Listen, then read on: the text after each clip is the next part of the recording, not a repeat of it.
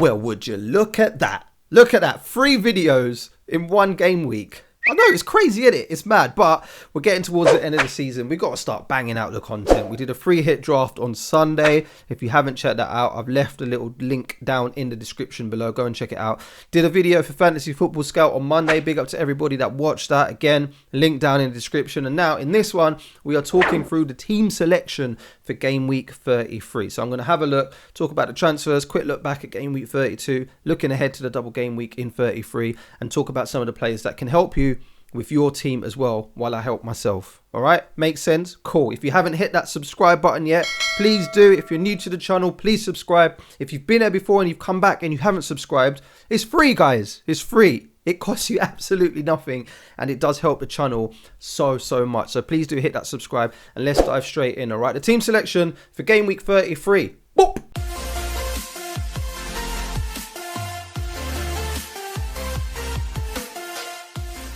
Whoosh. So as I say, in this one, we're going to have a quick look back at game week 32, talk about game week 33, the transfers, what the team's looking like. I'm also going to discuss Mohamed Salah, because loads of people are talking about getting rid of him, which I think is absolutely ludicrous. I'm going to come to that very soon. And we'll also talk about some transfers and things like that to help you along with your team as well. Like I said at the beginning, if you haven't checked out the video that we dropped on Sunday, the free hit draft, yeah, go and have a little look at that. It's going to help you, even if you're not free hitting. But if you are, it's essential viewing, trust me. And also, link down below in the description for my video on Monday for Fantasy Football Scout, a nice little knee-jerk reaction. So, before we start picking the players for game week 33, let me just do this for 2 minutes. Just give me 2 minutes to have a look back at game week 32, because I'm actually quite chuffed with that game week, all right? 80 points. Son was the hero of the game week, yeah. Managed to actually finally get a captaincy choice right. Doesn't happen often, doesn't happen at all. So, yeah, let me just celebrate that. Obviously, Harry Kane did his business as well. 10 points there. And Rafinha will be leaving the team with a parting gift. He managed to score a goal, people. Come on. It's been, what, 32 game weeks, something like that. We've been waiting for him to stop blanking. So yeah, no surprises or awards for guessing that I'm going to be getting rid of Rafinha. Those of you that follow me on Twitter at FPL of the day or are familiar with the channel know that this guy's been haunting me for a little while. So it's time for him to go. So there we go. Not going to talk about that anymore. Into the top 35k. Let's have a look at game week 33. What the squad is looking like. Before we do, let's just familiarise ourselves with the teams that are going to be doubling and blanking that game week. Obviously, we've got Arsenal, Burnley, Man United, Leicester, Southampton, Newcastle and Brighton. They're all going to be doubling. Blank game week is going to be Wolves, Leeds, again Rafinha, get out, and Aston Villa as well. So we don't want to be touching any of those players, whether you're free hitting or you're making transfers or not. We're going to be staying away from those teams that are blanking. So starting with a goalkeeper, it's going to be David De Gea. I'm not confident about this Man United fixture at all, yeah, against Liverpool, because I know that Liverpool are going to come and they're going to be hungry, and it's a derby and a rival match, I should say, not a derby. But yeah, Norwich before that, there is a possibility that Dave could be keeping a clean sheet. But as a Man United fan, I know that it's not likely. I just feel like using a transfer on a goalkeeper is very much a sideways move. So I don't know if that's something that I'm going to be doing, but he is one of the people that's going to be on a chopping block, because I do have 2 free transfers to play and my wild card in game week 34 as well. So we'll come on to that in just a little bit. Let's move on to the defense, which looks something like this. Zoop.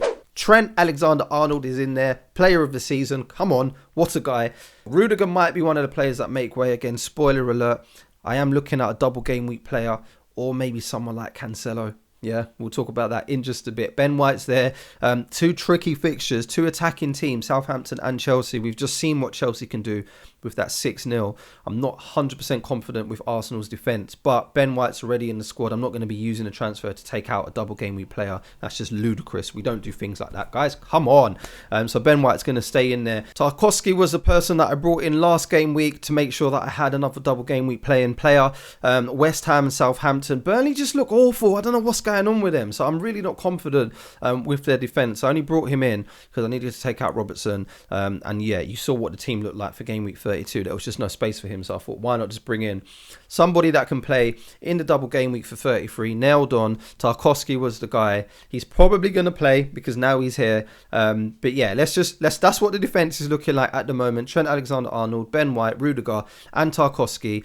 David De Gea in goal. It's not looking too bad. Obviously, it can be improved because I've got 2 free transfers and my wild card to play in game week 34. So yeah, we'll park that to one side and have a look at the midfield, which looks something like this. Boom. The Arsenal boys here, Saka and Martinelli, complete the Arsenal triple up. Again, those fixtures against Southampton and Chelsea. I fancy Arsenal against Southampton. I feel like there could be quite a few goals in that game. Yeah, let's just put that into the universe, all right? Son's there because Salah isn't.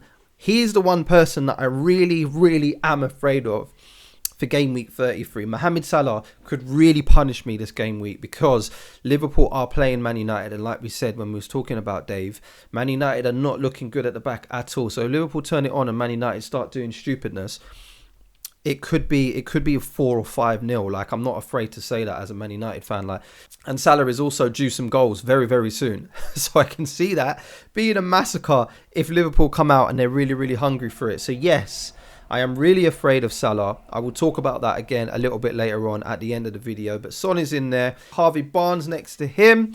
Newcastle and Everton, probably the best fixtures of the double game week. This is why we're all looking at Leicester players, right? I really do like the look of that. The only fear with these Leicester fixtures are how many minutes are the Leicester boys going to get. Loads of speculation that Maddison might not be playing both of those games. Barnes, of course, got rested in the last game. So, yeah, it's one to keep an eye on. But I want to be targeting those fixtures because Newcastle and Everton look like some tasty opposition, especially the way that Everton have been playing of late. Like, they've been conceding goals left, right and centre. So yeah, so that's that. That's what the midfield looks like for now. Let's move on to the forward line, which looks something like this. Boom. Shea Adams is in there. He is going to be my differential. I really do like the look of him. If you're planning on playing like a free hit, or you've got just a transfer that you've got spare and you're looking for a striker, I'm going to say Shea Adams. I like him as a differential. I like the fact that Southampton are still an attacking team, even though they didn't get nothing against Chelsea in the last game. Let's just don't worry about that. But yeah, playing Arsenal and Burnley, as we said, Burnley's just not looking amazing at the back. So I quite fancy Shea Adams. I'm excited to have him in my team as a differential for game week 33. And Harry Kane, the man right now who's playing amazing, a fixture against Brighton. He's going to be playing in this fixture as it stands. This is what the team looks like. De Gea in goal, Trent, White, Rudiger, Tarkowski, Son in the middle, next to Martinelli, Saka, Barnes right next to him, Kane and Shea Adams up front. I like the look of this team and I have 2 transfers now to spend. So yeah, let's talk about transfers and talk about some of the people that I feel I'm going to be bringing in and maybe you should think about bringing in. Move number 1, it doesn't take any guesses. It's going to be nice and easy. This is probably going to be the one that is in permanent marker. I could probably do it now while I'm doing this video. Rafinha's coming out. Get out of the team, Rafinha.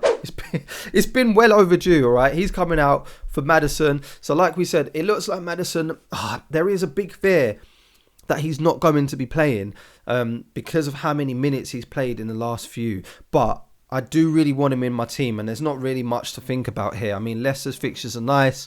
They're in good form. Maddison is on everything. So when he is playing, he's going to be the most dangerous guy on the pitch. So to go into this game week without him, especially when I have 2 free transfers, just seems absolutely ludicrous. Rudiger then drops to the bench, which is something that we get to say very often. I mean, that's going to be just a decision in itself, yeah? Now we haven't got Rudiger on the pitch. And now the team looks like this, which, again, is really strong. But we've still got a transfer.